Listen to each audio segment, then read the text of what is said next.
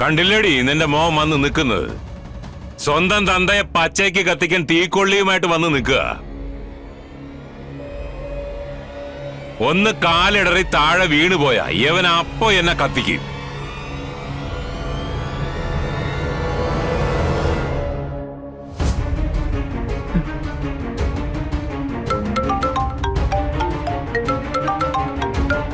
Hello.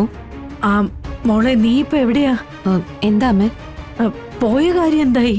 അതൊക്കെ ഞാൻ വന്നിട്ട് പറയാം. എടി, ശാരി ഒന്ന് വീണു. കരുണ ഹോസ്പിറ്റൽ അഡ്മിറ്റാ. എന്നിട്ട് നീ എത്രയും പെട്ടെന്ന് ഇവിടേക്ക് വാ, ചില പ്രശ്നങ്ങളുണ്ട്. ശരി, ഞാൻ ഉടനെ വരാം. അമ്മ ഫോൺ വെച്ചോ. മോളെ, പോയ കാര്യം ഒന്ന് പറ, എന്തായി? അത് പറയാൻ ഏറെ ഉണ്ട്. ഞാൻ അങ്ങോട്ട് വരട്ടെ. എടി മോളെ.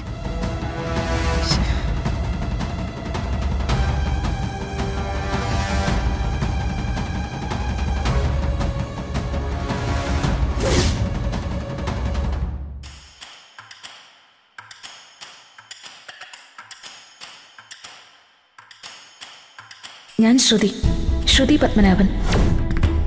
അതിലെ പത്മനാഭൻ ഞാനാണ്.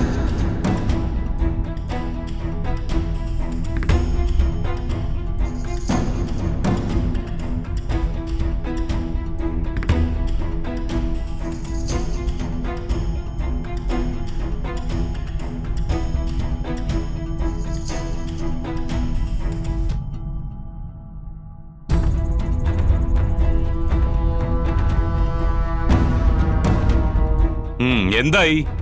വീടിന്റെ മുക്കും മൂലയും ഒക്കെ പരിശോധിച്ചല്ലോ, എന്നിട്ട് എന്താ ഒന്നും കിട്ടിയില്ലേ? ആ വാട്ടർ ടാങ്കിൽ നോക്കിയായിരുന്നോ? അല്ല, ചില സിനിമകളിലൊക്കെ ഞാൻ കണ്ടിട്ടുണ്ടേ, ചിലപ്പോ ഞാൻ എന്റെ മോളെ അതിന്റെ അടിയിൽ അങ്ങനെ ഒളിപ്പിച്ചു വെച്ചിട്ടുണ്ടെങ്കിലോ. ക്രൂരനായ അച്ഛനല്ലേ, ചിലപ്പോ അതും ചെയ്യും.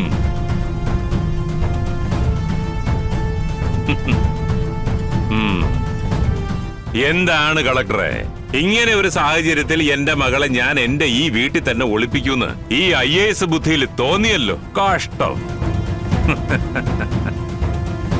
5-ാം വയസ്സിൽ കച്ചവടത്തിന് ഇറങ്ങിയവന്റെ ബുദ്ധിയുടെ അളവ് പരിശോധിക്കുമ്പോ കുറച്ച് അനുഭവ സമ്പത്തിന്റെയും കുറച്ചോണം കൂടുതലുണ്ടതിന്റെയും ഗുണം കാണിക്കും.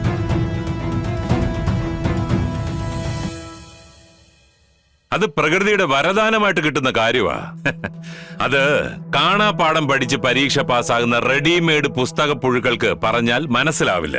ഇപ്പൊ നിങ്ങൾ പറഞ്ഞു ജയിച്ചോ, പക്ഷെ ഒന്നും ഓർക്കണം, എന്നെ കരുവാക്കിക്കൊണ്ട് നിങ്ങൾ നിങ്ങളുടെ മകളുടെ ജീവിതം വെച്ചാ കളിക്കുന്നെ.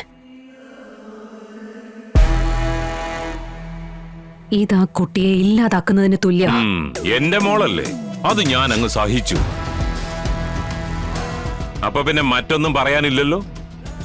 എന്നാ പിന്നെ എവനെയും വിളിച്ചോണ്ട് അങ്ങ് പോവാൻ നോക്ക്. ഇതിവിടം കൊണ്ട് തീർന്നു എന്ന് കരുതണ്ട. ആ കുട്ടി എവിടെയാണെന്ന് നിങ്ങളെ കൊണ്ട് തന്നെ ഞാൻ പറയിപ്പിക്കും.